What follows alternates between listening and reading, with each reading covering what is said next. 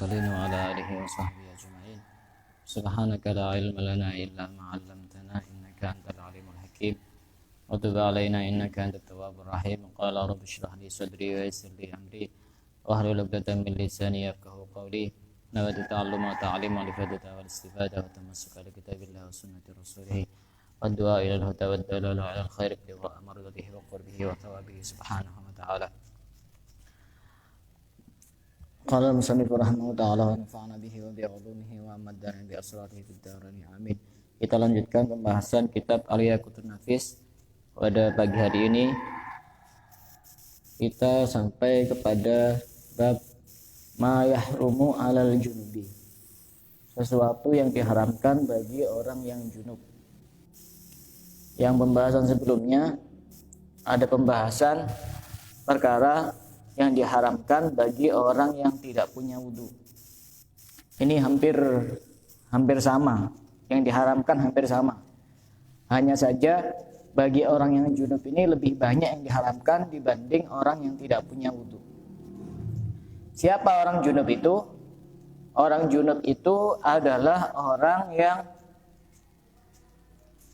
keluar mani, baik itu keluar lewat mimpi atau dikeluarkan sendiri dengan tangannya atau dengan barang yang lain. Itu orang junub. Atau orang yang sudah berhubungan badan dengan seorang perempuan, baik itu berhubungan dengan cara yang halal maupun dengan cara yang haram, yaitu berzina. Mau keluar mani atau tidak, maka itu juga disebut orang yang junub. Paham ya? Jadi orang junub itu dua. Orang yang keluar mani tidak lewat berhubungan. Keluar maninya itu dia bisa lewat mimpi atau dikeluarkan sendiri dengan sengaja. Atau dikeluarkan sendiri dengan sengaja. Itu junub. Atau orang yang berhubungan badan dengan istrinya atau berhubungan badan dengan orang lain, baik itu keluar mani maupun tidak, itu sudah bisa disebut orang junub. Itu orang junub. Apa yang diharamkan bagi orang yang junub? Ini nanti akan saya gabung dengan apa yang diharamkan bagi orang yang tidak punya wudu. Yang diharamkan bagi orang junub itu ada 6. Kalau yang diharamkan bagi orang yang tidak punya wudu kemarin ada 4. 4 ini sama, yang 2 ini yang tidak sama. 4 itu sama. Yang diharamkan bagi orang yang tidak punya wudu itu juga sama diharamkan bagi orang yang junub. 4 itu sama. Yang 2, ini kan 6. Yang 2 itu tidak sama. Yang pertama adalah sholat. Sholat. Orang yang setelah berhubungan badan dengan istrinya atau orang yang setelah keluar mani, kemudian dia belum mandi dan dia sengaja melakukan sholat, maka dia sholatnya haram. Orang punya wudu juga sama seperti itu. Orang yang tidak punya wudu, sholat juga haram. Apalagi diniati untuk main-main dalam hal urusan ibadah, itu tambah lebih haram. Kadang ada kasus seperti ini, terutama orang yang jadi imam. Orang jadi imam, makmumnya banyak, kemudian di tengah-tengah sholat jamaah, dia jadi imam, tiba-tiba dia mengeluarkan angin.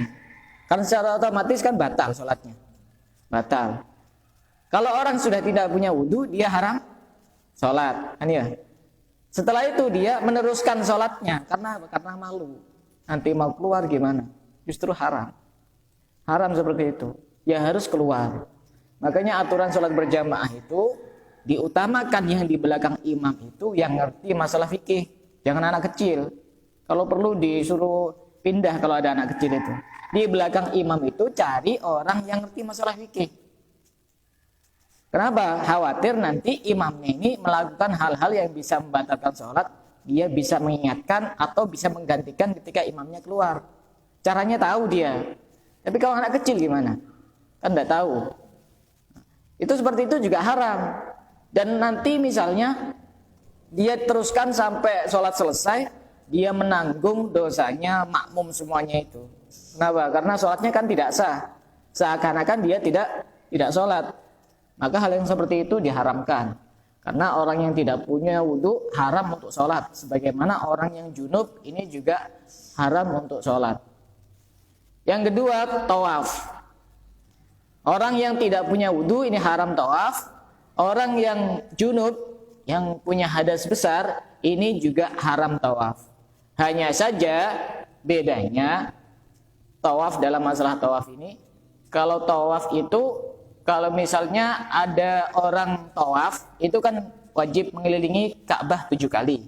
Nah, ketika di tengah-tengah mengelilingi Ka'bah ini misalnya sudah 6 kali, kemudian dia batal, misalnya kentut, otomatis tawafnya ini batal. Bagaimana? Apakah kemudian ngulang dari awal atau tinggal meneruskan? Kalau tawaf itu tinggal meneruskan. Kalau batal. Beda dengan sholat. Beda dengan sholat. Sholat misalnya sholat duhur misalnya. Sudah dapat 3 rakaat. Ternyata dia di tengah-tengah 3 rakaat itu dia mengeluarkan angin, kentut misalnya. Maka tidak meneruskan.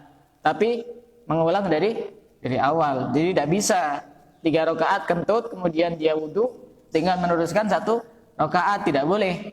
Wajib mengulang kembali dari awal. Itu bedanya tawaf dengan sholat. Bedanya tawaf dengan sholat. Kalau tawaf tinggal meneruskan. Jadi kalau tawaf itu juga harus jujur orangnya. Karena memang di Mekah itu kan tempat wudu dengan Ka'bah itu jauh. Dia seperti itu harus jujur. Kalau memang sudah batal disebabkan karena dia kentut atau mengeluarkan angin, ya harus cepat-cepat keluar dari situ. Harus cepat-cepat keluar dari situ kemudian dia berwudu. Beda dengan batalnya disebabkan karena bersentuhan. Misalnya kita bisa pindah madhab. Karena madhab Syafi'i bersentuhan dengan lawan jenis mau syahwat atau tidak syahwat itu tetap bisa membatalkan wudu. Sedangkan syarat tawaf itu harus dalam keadaan suci. Paham ya? Bedanya tawaf dengan sholat. Kalau sholat itu ngulang dari awal ketika batal. Kalau tawaf tinggal meneruskan. Ya semoga kita bisa tawaf ke sana, baik itu haji maupun umroh. Kemudian yang ketiga, wa massul mushaf. Menyentuh mushaf. Mushaf itu artinya Al-Qur'an. Orang yang tidak punya wudu haram menyentuh Al-Qur'an. Orang yang junub lebih-lebih haram menyentuh Al-Qur'an. Baik itu Al-Qur'annya utuh seperti ini misalnya, atau cuma lembaran, sama saja. Sama saja, baik Al-Qur'annya utuh seperti ini atau lembaran, sobekan di bawah atau apa saja, sama saja. Itu juga disebut Al-Qur'an. Haram untuk menyentuh. Haram untuk menyentuh. Kecuali misalnya ada Al-Qur'an ada di lantai dan dikhawatirkan nanti kalau tidak segera diambil itu bisa diinjak-injak atau mungkin dia bisa terbang, akhirnya terbuang di tempat sampah, tempat-tempat yang kotor. Maka pada saat itu jika memang tidak memungkinkan untuk wudu, kita langsung ambil, kita taruh di tempat yang mulia, di tempat yang lebih tinggi, tidak apa-apa. Tapi jika masih memungkinkan untuk wudu, lebih baik wudu. Kan kita bisa tahu sendiri, nanti kalau misalnya saya tinggal wudu, nanti sudah hilang nanti Al-Qur'annya. Kena injak atau misalnya tiba-tiba langsung kena angin, hilang nanti. Tambah tidak memuliakan Al-Qur'an. Ya, pada saat-saat tertentu kita boleh menyentuh Al-Qur'an tanpa punya wudu, itu boleh. Menyentuh Al-Qur'an tanpa punya wudu atau sedang dalam keadaan hadas besar, itu juga tidak apa-apa. Orang yang haid itu juga seperti itu. Orang yang haid itu juga sama. Yang diharamkan, yang pertama sholat, tawaf, menyentuh mushaf. Ini sama. Orang yang tidak punya wudu, orang yang junub, orang yang haid. Ini sama-sama keharamannya sama. Tidak boleh sholat, tidak boleh tawaf, tidak boleh menyentuh mushaf. Hanya saja nanti kalau orang haid ini keharamannya ada 11 perkara yang tidak boleh dilakukan bagi orang yang haid. Kalau yang orang yang tidak punya wudu cuma 4. Orang yang junub 6. Ya. Orang yang haid 11. Nanti akan saya perbandingkan antara 3 ini. Kemudian yang keempat, tadi itu menyentuh mushaf, baik itu nyentuhnya itu seperti ini maupun nyentuh sampulnya, maupun nyentuh misalnya ada pembatas, itu sama aja karena itu bersambung dengan Al-Qur'an, sama saja. Atau misalkan sampulnya ini dipindah untuk dijadikan sampul yang lain, selama itu masih disebut sampul Al-Qur'an, tetap kita haram menyentuh Al-Qur'an dalam keadaan tidak punya wudu, apalagi dalam keadaan junub dan haid. Sama juga menyentuh Al-Qur'an tidak diperbolehkan. Kemudian bagaimana kalau misalnya aplikasi, kemarin sudah dibahas aplikasi di dalam Al-Qur'an. Ya lebih bagusnya, lebih afdalnya kita tetap berwudu. Tapi kalau misalnya tidak memungkinkan untuk berwudu karena memang di dalam perjalanan atau yang lain, ya tidak apa-apa. Karena memang hukumnya memang tidak apa-apa untuk menyentuh. Tapi sebagai adab kita terhadap Al-Qur'an, bagaimanapun itu juga yang kita baca adalah Al-Qur'an. Maka lebih baik kita berwudu. Walaupun seandainya sengaja tidak berwudu pun juga tidak apa-apa. Itu yang ketiga. Yang keempat, wahamluhu, membawa Al-Qur'an. Ini bagi orang yang tidak punya wudu, bagi orang yang junub, bagi orang yang haid, sama-sama ketiganya ini tidak boleh membawa Al-Qur'an. Membawa itu bagaimana? Membawa jika memang membawa murni Al-Qur'an, dibawa seperti ini, dibawa seperti ini. Ini tidak boleh, tidak boleh. Kecuali kemarin sudah dibahas, jika memang Al-Qur'an itu dibawa bersamaan dengan barang selain Al-Qur'an. Misalnya di dalam satu tas, di situ ada Al-Qur'an, ada pulpen, ada HP, ada perlengkapan perempuan misalnya. Maka di situ ada empat hukum. Bisa boleh, bisa tidak boleh. Yang tidak boleh bagaimana? Yang 3 ini boleh, yang 1 tidak boleh. Yang tidak boleh bagaimana? Yang tidak boleh itu walaupun di situ Al-Qur'annya bercampur dengan barang-barang yang lain, tapi kalau niatnya kita membawa Al-Qur'an tetap haram hukumnya. Walaupun bercampur dengan barang yang lain, tetap haram kalau niatnya membawa Al-Qur'an. Tapi kalau niatnya itu membawa Al-Qur'an dan membawa barang yang lain tidak haram. 2 niatnya, ya. Atau niat membawa barang yang lain, tidak membawa Al-Qur'an, ini juga tidak apa-apa. Atau niatnya asal bawa aja, tidak diniatkan apa-apa, itu juga tidak apa-apa. 3 yang boleh, 1 yang tidak boleh. Yang tidak boleh niat membawa Al-Qur'an. Bagaimana kalau ada orang, misalkan ini Al-Qur'an, kemudian dia tidak punya wudu atau dalam keadaan haid, kemudian pakai sapu tangan atau pakai tisu, tetap ini dikatakan membawa. Tidak boleh. Tidak boleh. Haram. Tidak boleh. Kecuali misalnya di sini ada tisu yang pak-pakan itu, kemudian dibawa seperti ini. Ini kan ada 2 barang berarti. Yang tadi itu kan cuma sekedar pelapis saja. Kita tetap niatnya kan bawa ini, bawa Al-Qur'an. Pakai sapu tangan juga sama. Kecuali misalnya di sini ada seperti ini misalnya. Nah, saya niat bawa ini, bawa HP atau dimutlakan, tidak apa-apa. Tidak apa-apa. Yang penting tidak niat membawa Al-Qur'an. Walaupun tidak ada tasnya juga tidak masalah. Ini niat bawa HP nih. Kalau yang kayak tadi contoh misalnya tisu dilapiskan di sini karena saya tidak punya wudu atau karena saya haid, tetap sama. Hukumnya sama dengan membawa Al-Qur'an, tidak boleh. Hukumnya haram. Itu 4. 4 ini khusus bagi orang yang tidak punya wudu. Orang yang junub juga sama, orang yang haid juga sama. Hanya saja orang yang junub ini ditambahi 2 perkara yang haram untuk dilakukan. Orang yang junub. Yang pertama adalah al-lubsu fil masjid. Yang nomor 5 ini. Berdiam diri di masjid. Orang yang junub tidak boleh masuk masjid. Misalnya seorang laki-laki habis berhubungan badan dengan istrinya, belum sempat mandi, kemudian ada undangan acara di masjid. Cepat-cepat dia datang ke masjid, sengaja masuk ke masjid dalam keadaan junub. maka dia mendapatkan keharaman dan dia berdosa. Dosa. Kecuali misalnya ada orang di masjid, kemudian dia tidur, dan pada saat tidur di masjid dia mimpi basah, mimpi keluar mani. Bagaimana? Ini kan berarti berdiam diri di masjid. Tapi itu kan tidak sengaja. Yang harus dilakukan apa? Cepat-cepat keluar dari masjid. Cepat-cepat keluar dari masjid. Kalau orang tidak punya wudu, boleh berdiam diri di masjid. Bedakan antara orang junub dengan orang yang tidak punya wudu, ya. Orang yang orang yang haid juga sama, tidak boleh berdiam diri di masjid. Berdiam diri itu ya duduk gitu. Itu berdiam diri walaupun cuma sebentar.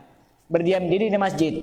Tapi kalau orang cuma sekedar dia tidak punya wudu, boleh ke masjid, mengikuti acara, mengikuti taklim, mengikuti pengajian, mengikuti kegiatan-kegiatan masjid misalnya. Tidak apa-apa kalau cuma dia sekedar tidak punya wudu, boleh masuk masjid.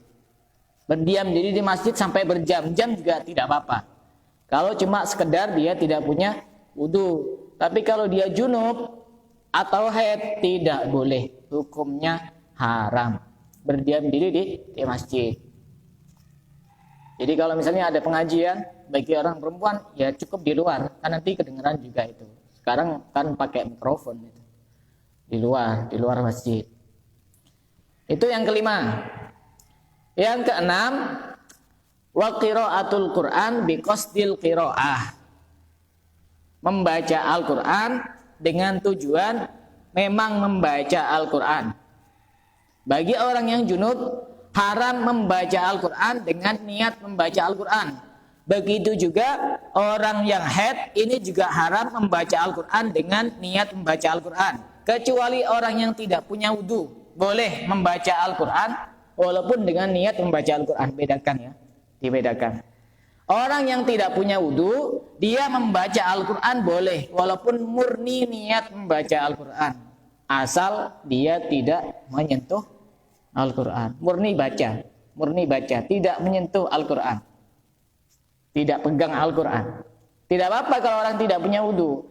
Tapi kalau orang junub atau orang haid, dia membaca Al-Qur'an dengan niat membaca Al-Qur'an tidak diperbolehkan. Haram hukumnya. Yang boleh yang bagaimana niatnya? Niat berzikir. Misalnya kan ada di dalam Al-Qur'an itu yang bacaan-bacaan tertentu yang digunakan untuk zikir. Misalnya ayat kursi, kemudian misalnya la haula wala quwata illa billahil aliyil azim, atau wirid-wirid yang di situ ada ayat-ayat Al-Qur'an. Misal Ratib Haddad, itu kan banyak ayat-ayat Al-Qur'an. Tapi kita niatkan bukan membaca Al-Qur'an, kita niatkan berzikir, berwirid. Tidak apa-apa. Kalau niatnya seperti itu, walaupun dalam keadaan haid. Tapi walaupun yang dibaca itu wirid, tapi kalau niatnya saya niat membaca Al-Qur'an, tetap tidak diperbolehkan. Hukumnya haram. Hukumnya haram. Membaca Al-Qur'an dengan niat memang murni membaca Al-Qur'an, bukan niat yang lain. Atau yang diperbolehkan ini juga termasuk untuk penjagaan. Misalkan ada amalan-amalan yang untuk penjagaan agar tidak diganggu oleh makhluk halus atau biar tidak diganggu sama manusia yang punya niat jahat. Sedangkan amalannya ini adalah diambil dari Al-Qur'an. Maka hal yang seperti itu walaupun dia tidak punya wudu, walaupun dia junub, walaupun dia haid, tetap diperbolehkan untuk penjagaan. Atau wirid-wirid atau doa-doa tertentu. Misalnya sebelum tidur itu kan ada doa-doa, di antaranya diambilkan dari Al-Qur'an, membaca beberapa ayat dari Al-Qur'an. Walaupun dia haid, karena ini bentuk dari zikir untuk penjagaan, untuk amalan, amaliyah, amal al-yaum wal lailah, amaliyah al-yaumiyah, maka tidak apa-apa.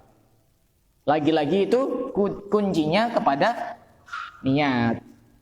Kuncinya kepada niat. Kalau niatnya tetap membaca Al-Qur'an, tetap tidak boleh.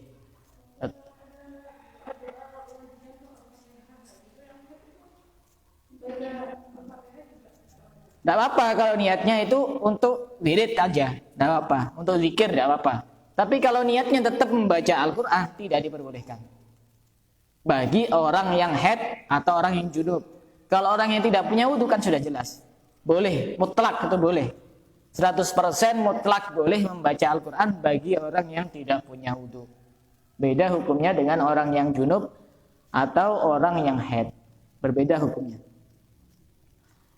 Kemudian ini 6 ya. Jadi yang keempat tadi itu sama seperti hukumnya orang yang tidak punya wudu. 4 itu sama. Sama juga hukumnya bagi orang yang haid. Yang 6 ini juga sama bagi orang yang sedang haid. Paham enggak? Orang yang haid ini kan haram melakukan 11 perkara. Yang 6 ini sama seperti keharaman bagi orang yang junub.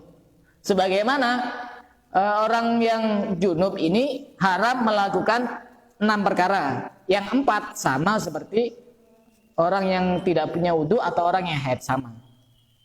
Sekarang jadi ini biar bisa membedakan. Bagi orang yang haid sudah 6 yang kita bahas.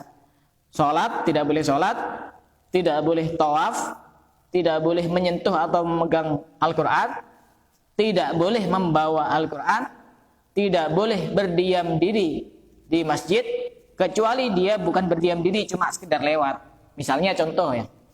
Contoh orang yang sudah berkeluarga, dia punya anak masuk ke masjid, terus anaknya rame. Sedangkan dia dalam keadaan haid, maka tidak apa-apa lewat. Dengan syarat dia tidak khawatir bisa mengotori masjid. Syaratnya itu yang penting. Tapi kalau dia khawatir bisa mengotori masjid, mungkin karena mohon maaf pembalutnya itu tidak cekat, tidak bisa menutup dengan sempurna sehingga kemudian bisa menetes ke masjid, maka haram.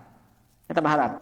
Tapi kalau dia tidak khawatir, cuma sekedar mencari anaknya atau ngantarkan kue karena ada acara pengajian, masuk ke masjid, lewat saja, tidak berdiam diri, dan dia tidak khawatir bisa mengotori masjid, maka tidak apa-apa. Kalau cuma sekedar lewat, atau manggil siapa di situ yang dibutuhkan, ada butuh sama seseorang di masjid situ, kemudian dia masuk ke masjid, niat hanya sekedar lewat saja, bukan berdiam diri di masjid, maka tidak apa. Kemudian yang ke-6, bagi orang yang haid itu tadi tidak diperbolehkan untuk membaca Al-Quran. Kecuali di sini ada pengecualian juga, misalnya bagi guru Al-Quran dan bagi murid-murid Al-Quran. Itu ada pendapat yang agak ringan, diperbolehkan. Kalau misalnya nanti guru ustadzahnya itu haid kemudian dia tidak masuk, kan kasihan muridnya. Sedangkan ustadzahnya sedikit, mau libur gitu. Atau anak dia haid kemudian dia tidak masuk. Gara-gara urusan haid, kapan bisa baca Al-Qur'annya? Kapan selesai belajar Al-Qur'annya? Jadi pada saat-saat seperti itu juga ada pendapat yang memperbolehkan.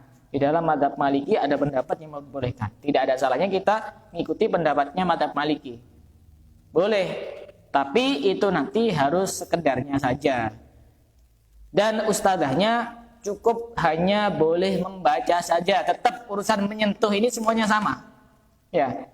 Urusan menyentuh ini semuanya sama. Orang yang tidak punya wudu, orang yang junub, orang yang haid, semuanya tidak boleh menyentuh Al-Quran.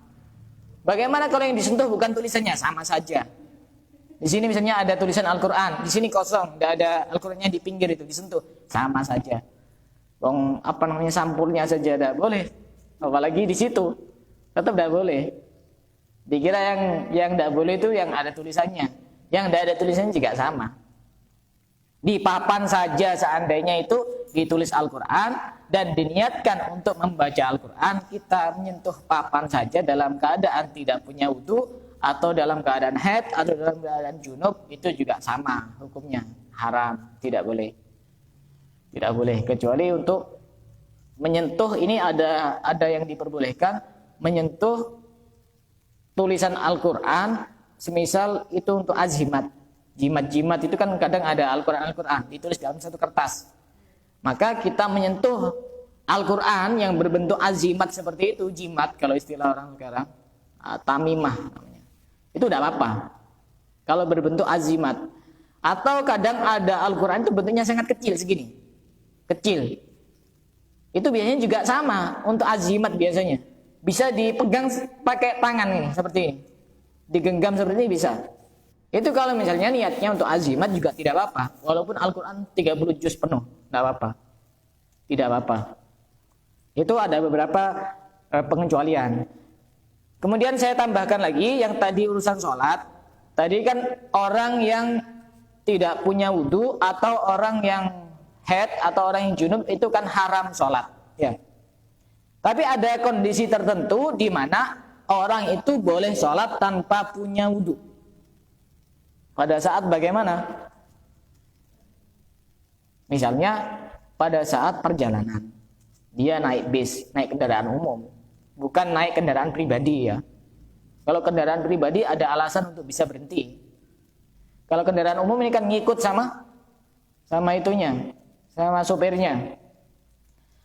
Misalnya kita perjalanan jauh, kemudian di tengah-tengah sholat, di tengah-tengah masuk waktu sholat, bisnya tidak berhenti. Sedangkan pada saat itu kita punya kewajiban untuk melaksanakan sholat. Mau wudu tidak ada air. Ya kalaupun ada air kan gimana nanti bisnya itu. Misalkan pakai beli di bis kan ada yang jual air itu, botolan itu. Ya mungkin saja wudu pakai itu misalnya. Gimana nanti kan basah semua itu, tambah jadi ribut nanti di bis. Tidak memungkinkan untuk wudu dan tidak memungkinkan untuk tayamum. Bagaimana? Apakah dia tetap wajib sholat? Wajib sholat. Itu namanya sholat lihormatil wakti. Sholat untuk menghormati masuknya waktu sholat. Tata cara sholatnya bagaimana? Sebisanya. Tidak harus berdiri kemudian. Ya kalau misalkan tidak terlihat aneh, ya tinggal di tengah-tengah itu antara dua kursi itu pakai sajadah. Kalau misalkan tidak terlihat aneh. Kalau tidak memungkinkan ya cukup duduk, ya sebisanya. Takbir, ruku. Kalau udah bisa sujud ya tidak usah. Pokok asal nunduk seperti itu. Itu hukumnya wajib.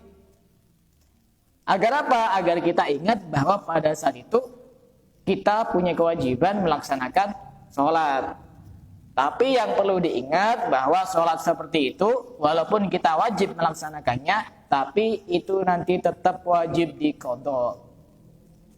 Wajib diqadha. Jadi nanti setelah sampai di lokasi, maka kita wajib mengqadha sholat yang kita lakukan itu. Pertama, kenapa? Karena kita tidak punya wudu. Yang kedua, sholatnya tidak sempurna. Jadi pada saat seperti itu tidak punya wudu justru wajib.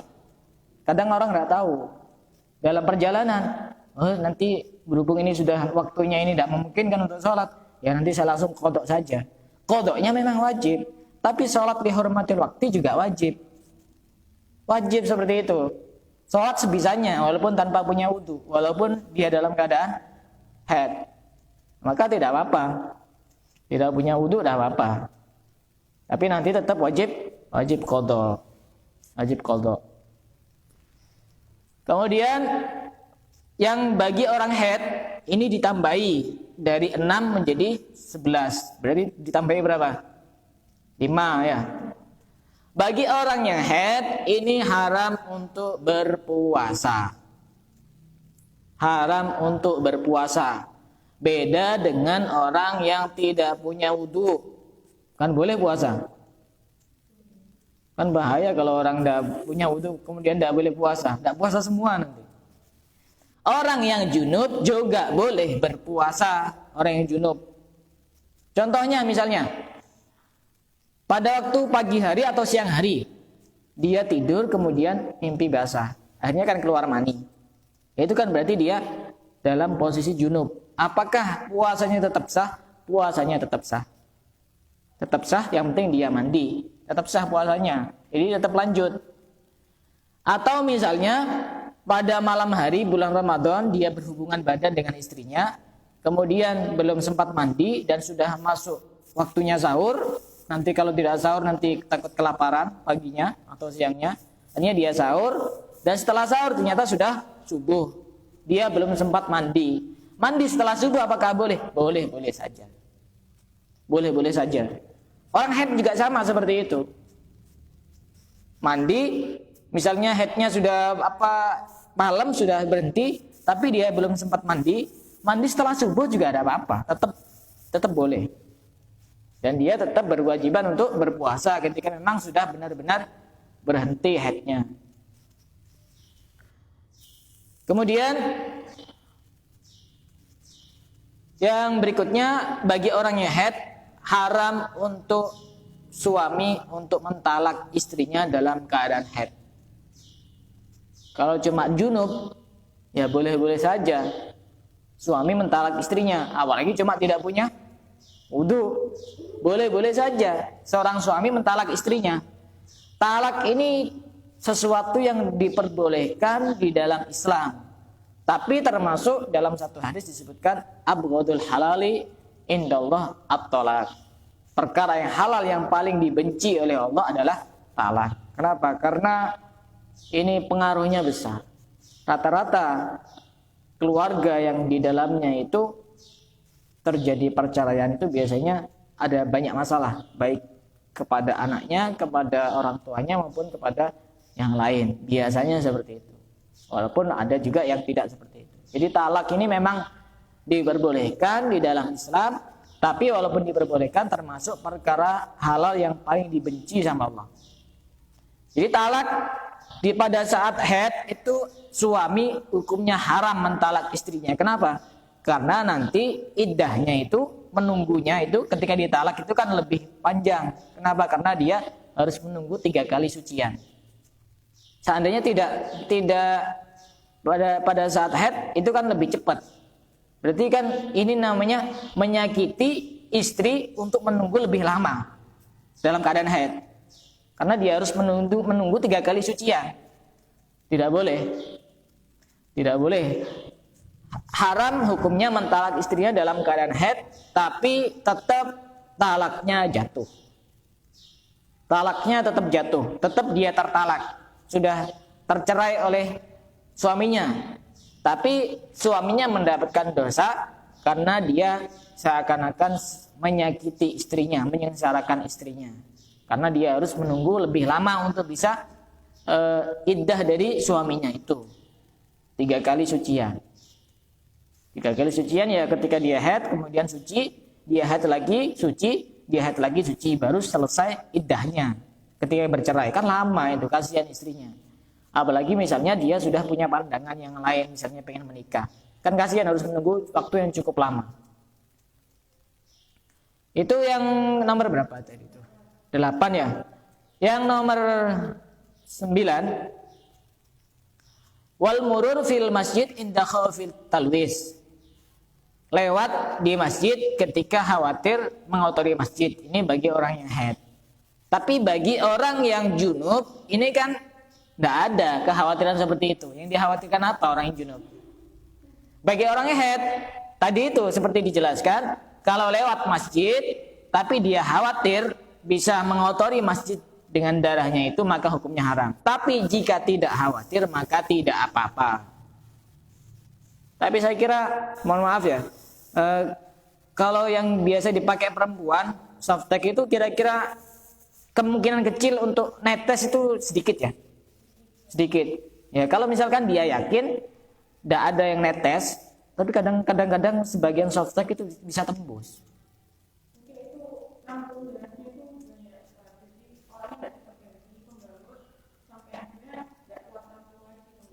Oh iya, soalnya kadang-kadang saya itu pas ngajar gitu ya, ada perempuan izin. Kenapa kok izin? Mau kemana? Bocor katanya. Oh, tidak tahu itu, saya tidak paham seperti itu. Jika misalnya dalam kasus seperti itu, kemudian dia mau lewat ke masjid, masuk ke masjid cuma sekedar lewat, tapi dengan kondisi yang seperti itu dia haram. Karena khawatir nanti netes ke masjid. Karena masjid ini tempat yang mulia. Jangan sampai kena kotoran ke masjid, apalagi itu darah. Seandainya tidak darah saja, kita misalkan ada bekas-bekas makanan kemudian kita seperti ini, ini juga tidak boleh. Ngotori masjid, apalagi meludah itu juga sama. Ngotori masjid, apalagi yang tadi itu urusan darah haid, lebih parah lagi itu. Kemudian yang ke-10 ya, 10. Wal istimta'u bima baina surrati wa rukbah. Orang yang haid itu tidak boleh bersenang-senang di antara pusar dan lutut. Tidak boleh. Tapi kalau cuma tidak punya wudu, tidak apa-apa.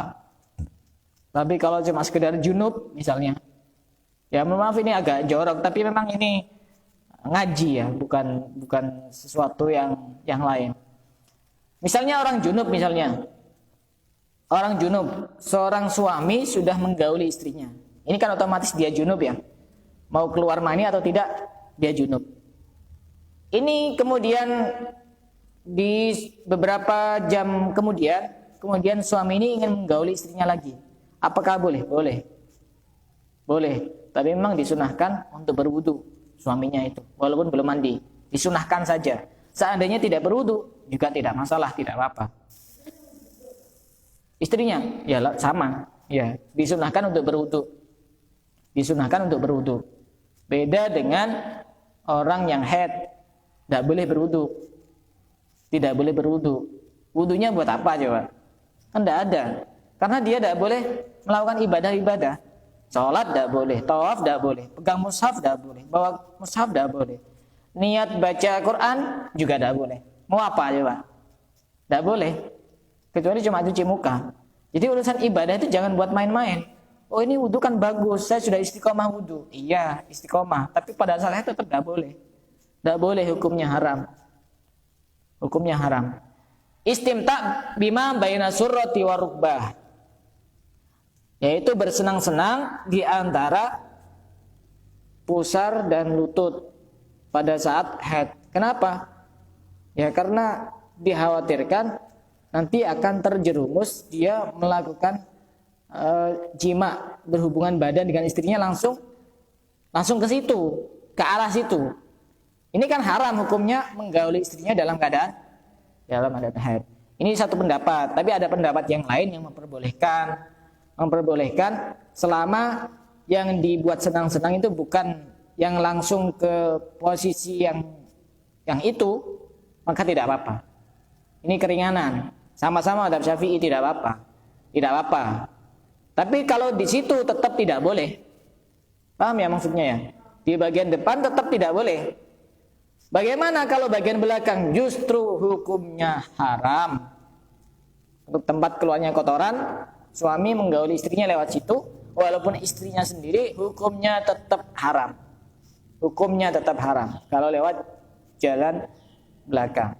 Tapi semisal istrinya haid, ini juga perempuan harus wajib tahu bahwa laki-laki itu kan dia juga punya nafsu, punya syahwat. Seandainya misalnya laki-laki keluar rumah, di jalan ketemu sama perempuan cantik, kemudian apalagi di situ ada yang buka aurat, akhirnya kan timbul syahwat, timbul nafsu. Kemudian pulang, istrinya haid. Ini gimana Mas? Cara ngatasi? Ya istri harus tahu hukum seperti ini, bahwa tetap boleh bersenang-senang dengan suaminya selama tidak seperti biasanya, tidak langsung menuju ke arah situ, tidak apa-apa. Dengan cara apapun boleh. Dengan menyenangkan suaminya di antara dua pahanya, mohon maaf, itu boleh. Atau dengan tangan istrinya sendiri, boleh. Tapi kalau dengan tangan suaminya sendiri, hukumnya haram dan berdosa. Dengan tangan istrinya, boleh. Secara fikih hukumnya boleh. Dengan tangan istrinya. Kadang suami itu kan ada suami yang soleh. Jadi daripada dia nanti melakukan keharaman, salahnya siapa? Misalnya dia ini terbangkit syahwatnya, kemudian istrinya tidak bisa memuaskan gara-gara urusan haid, akhirnya mohon maaf beli perempuan misalnya. Yang salah siapa? Karena ya sama-sama salah. Suaminya juga salah, istrinya juga salah. Kenapa tidak memuaskan? Padahal ada di dalam fikih cara yang lain walaupun tidak berhubungan secara langsung, boleh. Yang penting intinya suami itu terpuaskan dan bisa menyalurkan syahwatnya. Nah, ini makanya menikah itu ada syahwat yang justru ketika kita salurkan mendapatkan pahala. Beda dengan ketika sebelum menikah. Nah, itu istimta' bima baina surrati wa rukbati. Walaupun di sini ada juga pendapat yang mengatakan boleh asalkan tidak langsung menuju ke situ. Tidak perlu saya terangkan. Kemudian yang ke-11, wat-thaharatu bi niyati ta'abbudi, bersuci dengan niat ibadah. Ya kayak tadi itu, wudu atau mandi. Niatnya ibadah. Niatnya ibadah. Maka bagi orang yang haid tidak diperbolehkan. Bagi orang yang junub justru wajib. Bagi orang yang junub. Tapi bagi orang yang haid tidak diperbolehkan melakukan wudu atau melakukan mandi dengan niat ibadah. Kecuali mandi-mandi biasa. Bagaimana kita tahu bahwa itu niatnya ibadah atau mandi biasa? Itu kembali kepada hatinya masing-masing. Kalau niatnya memang untuk mandi biasa bukan mandi wajib, ya boleh-boleh saja mandi rutinitas sehari-hari. Tapi kalau niatnya tetap mandinya untuk niat ibadah, mandi wajib atau niat berwudu, maka hukumnya haram. Dan ini perlu diketahui karena sebagian perempuan itu tidak tahu apa-apa yang diharamkan bagi orang yang tidak punya wudu. Kadang itu disamakan dengan orang yang haid atau orang yang junub. Padahal yang dilarang itu tidak sama. Yang dilarang tidak sama. Kadang-kadang orang itu punya pemikiran, punya pemahaman, oh kamu kan tidak punya wudu, tidak boleh baca Quran. Jangan disamakan dengan yang tidak punya wudu dengan orang junub atau orang haid. Beda hukumnya. Tidak sama. Itu beberapa hal yang diharamkan bagi orang yang tidak punya wudu, bagi orang yang haid, dan bagi orang yang junub. Dari sini mungkin ada yang ditanyakan. Ya.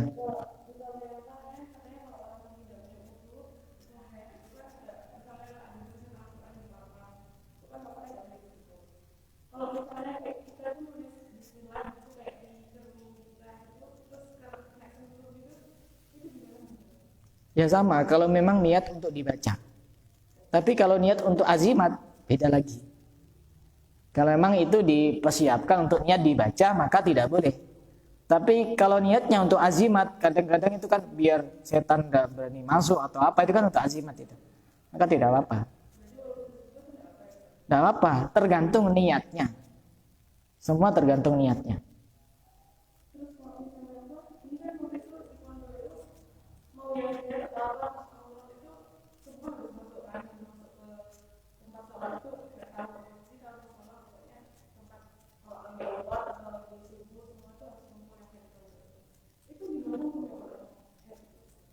Ya itu kan harus kita tahu dulu itu musola apa masjid.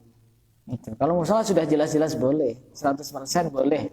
Kalau musola, masjid ya. Kalau musola sudah jelas-jelas 100% boleh. Kalau musola, atau pondok, atau sekolah, atau madrasah, TPQ, diniyah, sudah jelas-jelas boleh. Kalau masjid ini tidak boleh. Berdiam diri di masjid dalam keadaan haid atau junub. Beda dengan tidak punya wudu. Boleh mau 24 jam non-stop di masjid juga ada apa-apa, tidak punya wudu. Tapi mau apa 24 jam di masjid tidak punya wudu, terus tidak sholat. Seperti itu. Ada lagi?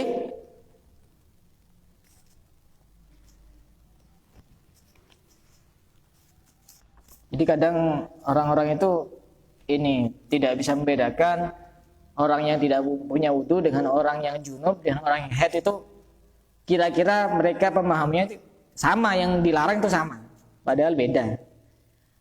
Yang tidak punya wudu karena dia hadas kecil, yang dilarang cuma sedikit, 4. Naik lagi orang yang junub, yang dilarang 6. Cuma yang 4 ini semuanya sama, biar gampang ingatnya. Yang 4 semuanya sama, sholat, tawaf, pegang Quran, bawa Quran, semuanya sama. Kemudian yang 6 ini juga sama antara junub dengan haid. Salat, tawaf, pegang Quran, bawa Quran, baca Al-Quran dengan niat membaca Al-Quran, dan berdiam diri di masjid. Selain 6 itu nanti ditambahkan kepada orang yang haid. Apa contohnya? Puasa, tolak, lewat di masjid ketika mengkhawatir di masjid. Kemudian bersenang-senang di antara pusat dan lutut, walaupun di sini juga ada pendapat yang membolehkan. Kemudian toharoh bersuci dengan niat ibadah. Saya kira cukup sampai di sini. Kita lanjutkan pembahasan besok. Wallahu a'lam bishawab.